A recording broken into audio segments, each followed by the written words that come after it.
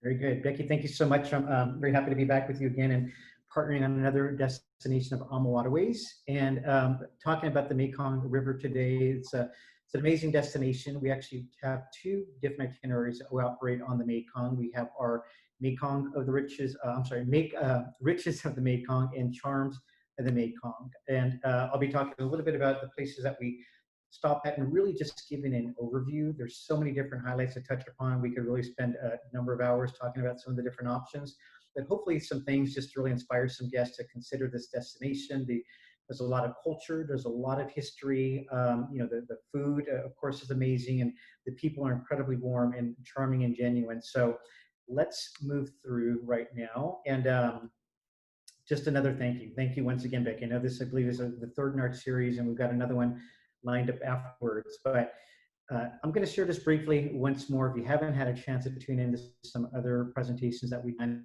share just a little bit about AmaWaterways. Last week, actually July 1st, was our 18-year anniversary. So we've been around for quite a while now.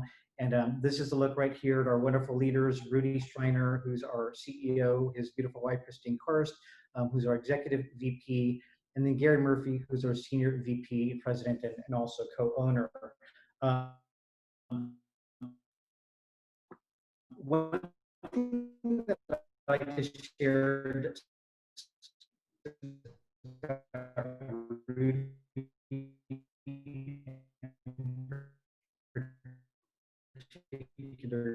he's been dubbed the godfather of river cruising.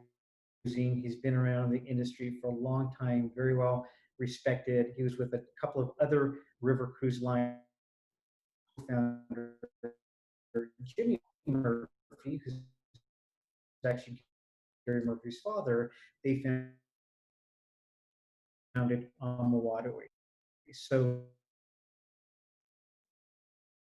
just want to first, this we're going to look at take you on a virtual trip through today between Cambodia and Vietnam. And as I mentioned earlier, we've got two different itineraries that we operate through this area. We've got our riches of the Mekong and then our charms of the Mekong. So the riches of the Mekong is the one that would actually begin up where we see that red dot right there, that red square rather, Kampong Cham. And then it makes its way down the Mekong River, ultimately ending up in Mai To. And then the reverse of that would be the charms of the Mekong, making its way back up to Kampong Chang. And both itineraries are fairly similar for the most part. There's a few little differences between the two. So take a look at those if you're interested in booking. But the other part that I would mention is that with every AmaWaterways trip, there's always an option to do a pre or post package. And one of the things that makes them extra special is that our cruise managers join you for the pre-trip as well as the post-trip. So that they're to make recommendations, suggestions, give you some different tips on things, and then to escort you in some of the different trips that we're offering also. One of those places that you can do a pre-trip would be Hanoi, a vibrant city of about 8 million people and capital of Vietnam for the last 1,000 plus years. In fact, it was just 10 years ago in 2010 that they celebrated their millennial anniversary. So great city, definitely a place you may want to spend some time to visit and get to know a little bit. We also have Halong Bay that you can spend some extra time, Ho Chi Minh City or Saigon, depending on who you're asking, as well as Siem Reap. And then if you even want to extend your trip up into Bangkok, Thailand, those are all different options. So the cruises themselves operate for 7 days, either northbound or southbound, but you can add on some of those extensions, as I mentioned, stretch it all the way out to a 16-day itinerary. So a lot of things that you can really do to take advantage of that long flight over there, which is probably 18 hours minimum. So certainly taking some of the highlights.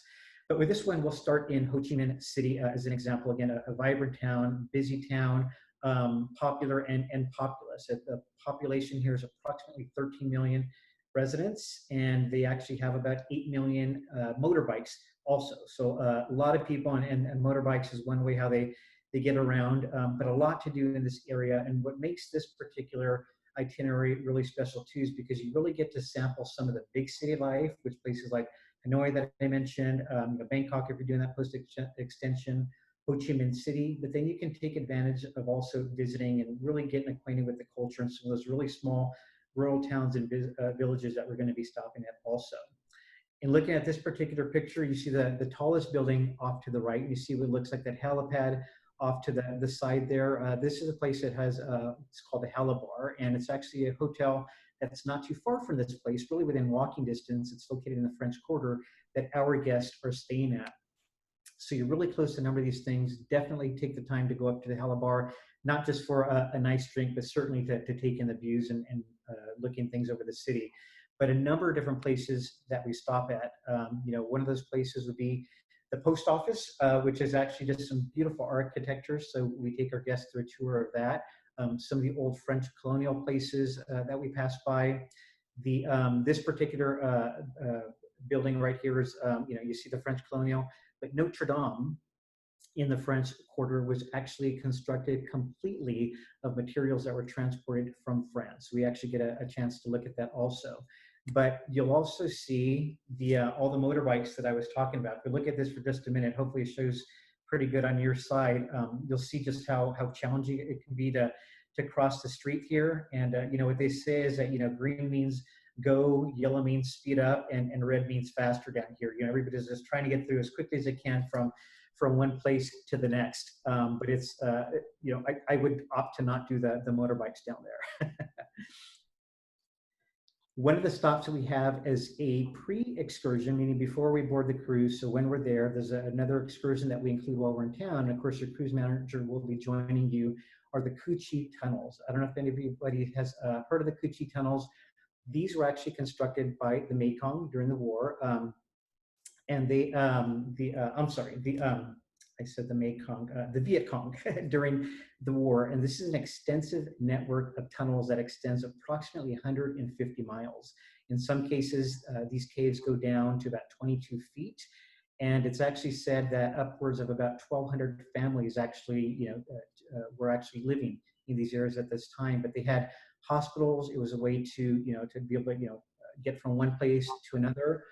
They even had bamboos that came down for ventilation to be able to survive down here, of course, too. So this is something that we offer as a tour as well. And it's one of those things, along with the killing fields that we'll talk briefly about later, that's really kind of strikes some emotional chords with some people, especially if anybody may have been a veteran who fought down there in the war too. But if you're interested in history and culture and just being educated a bit, this is definitely something that you may want to take the time to visit. And the video that we see off to the right just kind of shows how they covered these things up and made them kind of blend in with the scenery there. So this is a gentleman going down, and he'll make his way into this extensive network that we're looking at over here.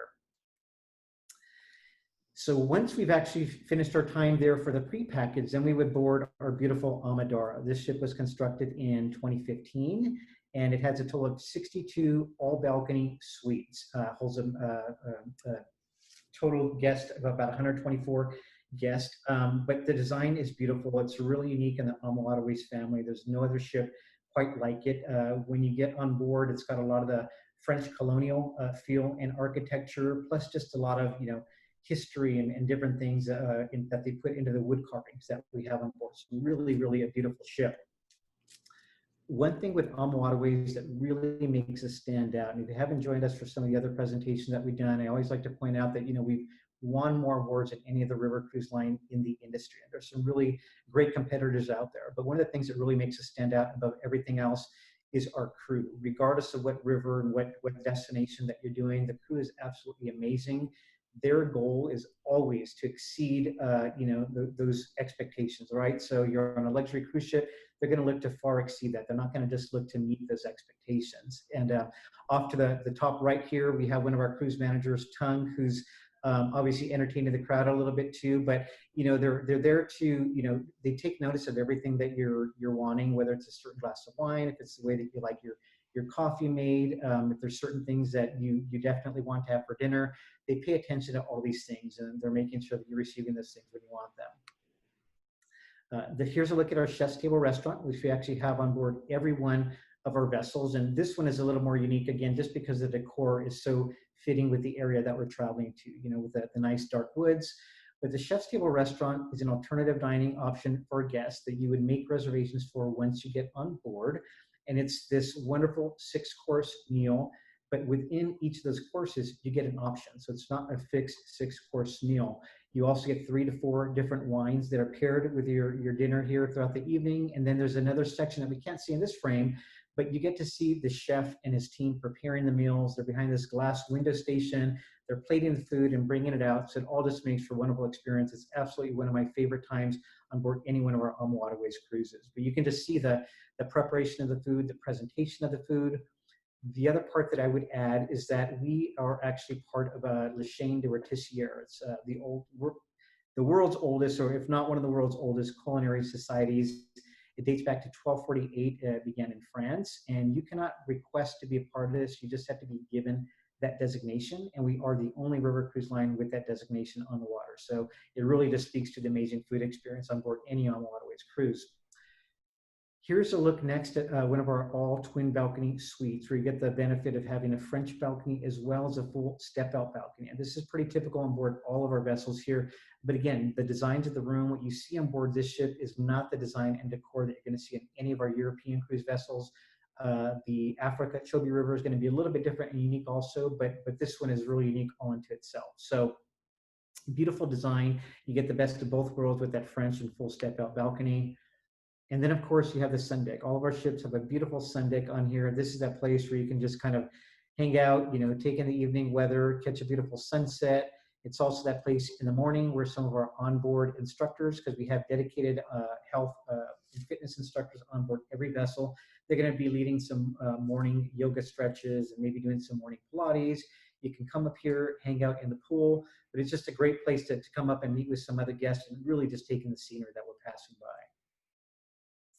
So once we board the ship, the next stop on this particular route is going to be the town of Kai Bay. And it's a really small town, really off the grid that we take our guests to. And at this place, we're going to run into a lot of families that have been doing this literally for generations, at these selling markets where they're bringing a bunch of their goods, from fruits to vegetables to the famous coconut caramel candies that they have down there, to the snake wine that we see right here. So they're selling all these goods, trading with one another.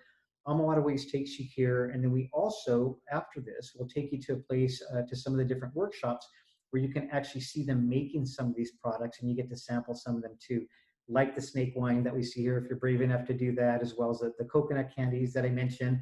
So our goal is to always make it as an immersive experience as we can, creating some of those things that you're not going to be able to buy or find anywhere else. There's also some opportunities and where we may even be able to dine with a local family, at their stilted home, or go and visit a local school and take some school supplies and be able to meet with the teacher and the students. So these are some of the things you can experience on the Mekong with the packages that AmaWaterways puts together. This right here is actually, look at Gary, if you happen to recognize him from one of the earlier slides. And I included this just because this is pretty typical, again, of the different markets that we'll have a chance to stop by. I mentioned earlier in Kai Bay, but this was another fine example where these families have been here for generations, so they know one another very well. I mean, they've just been doing this for so long. Would also mention that with all the different itineraries that Gary has been able to do, and of course he's done all of them numerous times, he says hands down this is his favorite one, just because of that cultural experience, that richness of the area, the history of the area, and I think even more importantly, the people. They're just so hospitable, just so genuine, and that really makes for an extra exciting and memorable trip. In terms of some of the ways that we transport some of our guests, in addition to just being on the cruise, we're also going to have some opportunities to ride in trishaws. And this picture right here is as beautiful as it is. There's actually another opportunity. We get to ride right along the Mekong River with this type of experience. There may be a chance to ride in some of the tuk-tuks, which are like somewhat like a little mini golf cart, if you will. Some of them really deck them all out, and they're quite fun and interesting to drive. There's another small town that we actually stop at as well, this 12th century town where you actually get a chance to ride in an ox cart. In this particular town, there are no vehicles. This is the way that they still transport their goods and get around and take care of their business. So again, really an immersive experience. Then making our way over to Phnom Penh, just another great town that we get to stop at, taking in some of the different monasteries, being able to go to some places, where the guests that want to go in and maybe receive a blessing. One thing that's kind of unique, or it's not so unique, but cool to understand about the monks is that they say that a lot of the people from the local village and the town that they're in and some of the surrounding areas will actually give a lot of their profits to support the monks. There's a lot of poor families that may have boys that will actually put them in the monastery, but it's basically just to make sure that they're fed, that they're sheltered, that they get a good education. But they have the ability, the men anyways, to stay there just for a few days. They can stay there for a few years. They can stay there a lifetime, which is a little bit different from the nuns that make a commitment. Once they make that commitment, the idea is that they're staying there for life. So those are just some interesting cultural things that we get to experience along the way also. The killing fields is another stop too. And the one part that I would mention with this too, just depending on your sensitivity, if you want to do this trip, it's a really great way just to see, what was experienced in this area. But some of the feedback from some guests is that it was, extremely emotional, as you can imagine. This was, the genocide of, somewhere between 1 million up to 2 million people under the reign of, I think I'm trying to recall his name, Pol Pot at the time. So this is something that we do also, the bracelets that a lot of people leave behind, the friendship bracelets, just to remember them. But some really interesting things. Once again, if you're into history, if you want to be educated on some things, it's really a unique experience. I talked earlier about one of the blessings that our guests get to stop at also, and Udong Temple is one of those places also. And you'll see it here, and I think I should just point this out. Looks quite crowded here. I know that one concern people might even be thinking of, well, what about social distancing? Certainly this picture was taken a while back, and I would only imagine that they would be a little more spread out with things, but this is quite a spacious place too. When you walk in here, it's quite large. But this is a favorite for a number of our guests also. And after you've gone here, after you've received a blessing, you can hang out a bit longer, walk throughout the gardens and just the different surrounding area, spend some time to even shake the hands and get to know the monks a little bit. Sikh Village is another really, really unique place that we stop at too, and one of a kind from what I understand. And it's located on the banks of the Mekong River. There's about 5 villages that have basically just said, this is what we're going to do. We're going to maintain our family's traditions. There's a number of families that have just committed to this, going on again for generations and generations, where they farm the silkworms here and still produce it all by hand. No machinery other than what we see right here. You can still find a lot of the same silkworks by going into some of the big cities, but they're using big machines. There's nothing that's going into it with the same sort of attention and detail that you can find from these people here that create this. So if you go and take this trip and you're looking to buy some silks, I would say definitely wait till you get to this area, where you can see them, witness them making these different things and buy it directly from them. I would also add that AmaWaterways is proud to support them and contributing dollars so that it can continue to help them maintain this tradition. Siem Reap is another wonderful stop also. As I mentioned, to a place to for a post package here, depending on the direction that you're going, but there's all those different options to extend your stay. It's rich in history, rich in culture. The food that you get to enjoy, throughout this entire trip, it's really going to be, going back and forth between, kind of old ways and new ways. Some gourmet cuisines right next to street food. The just the best of both worlds. So if you're really looking to get cultured, if you're a little bit more adventurous and don't mind trying some things that you may not try every day down here, this is definitely the trip for you. Angkor Wat, of course, not too far from Siem Reap, is another favorite stop here. Surrounded by this beautiful moat that we see here. And if I'm recalling correctly, Angkor Wat means capital temple, because it was the capital for a period of time in Cambodia. But we get to visit here. We get to actually visit here. It's no more than maybe a mile or so. I'm sorry, maybe an hour or so out of Siem Reap, so quite close. And a number of opportunities to visit there. Another place, if this looks at all familiar, if you've ever seen the movie Tomb Raider, this is actually where Tomb Raider was filmed. But you can just see the way it really is built into the forest area here. Certainly the forest is overtaken a number of places, but the goal is said that when they built it, they really wanted it to be one with nature too. So this is just very fitting that nature has literally taken over a number of the ruins here too. And then we can make our way over to Halong Bay also as an extended option, but to witness this firsthand, I haven't been to Halong Bay. I did have a chance to go to Thailand, where there's very similar scenery. You just can't describe it. Those beautiful turquoise waters, these beautiful monolithic rocks coming out of the water. There's also a very wonderful experience that we include that's not on one of the junk boats. It's actually a very beautiful boat that we take our guests out on. A wonderful dinner. It's like a sunset type thing, an amazing dinner. We take out some kayaks. So this is something, once again, that we offer, and those unique experiences that we look to put together for our guests. So those are, again, really just some highlights that wanted to put together for you. If anybody is interested in booking this, certainly reach out to Becky. And if it's not this, if it's another AmaWaterways cruise, we'll be offering an additional $100 per person savings for anybody that books within the next 3 weeks. So reach out to Becky for that. There's some other special savings that she has access to just based on her affiliation with AmaWaterways. And then, just in tradition with this series that we put together, if you're interested in learning a little bit more about the Douro River in Portugal, where we've got 2 ships sailing, it's so popular we added a second ship just a couple of years ago. We're going to do a presentation on the Douro River and exploring the Douro River. So hopefully you can join us on Thursday, July 23rd at 3 p.m. But excuse me, that was just, again, a brief overview that we wanted to share. Becky, I don't know if you might have any questions or things you might want to pause on or go back to a little bit. No, I think I think you're right. I think it's probably one of the most culturally rich places you can go, and it looks amazing.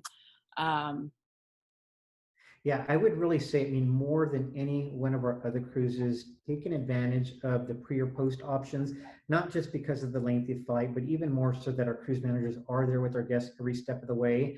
Majority of these places, you're not going to run into English-speaking people at every stop along the way. So they're there to, to make sure that the luggage leaves and arrives when you want it to leave and arrive. They're there to point out where the ATMs are. They're there to point out where the best local cafe is going to be, in the restaurant, and where you should definitely make a time to stop at. So if there were ever one that was, most important to the pre or post with the advantage of our cruise managers, I would say this one is it.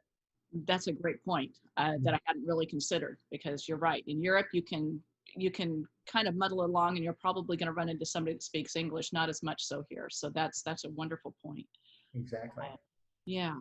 Oh, and I think I wanted to point out, I think you mentioned, Richard, a couple of times that if you haven't joined us before, that I do have those other presentations recorded, and they're on my Facebook page at Becky Lewis Dream Vacations. So you can go there, and so they're on different destinations, but also there's one that we did the very beginning that just gives you a complete overview of just what river cruising with AmaWaterways is like, so Perfect. That you can take a look at those too.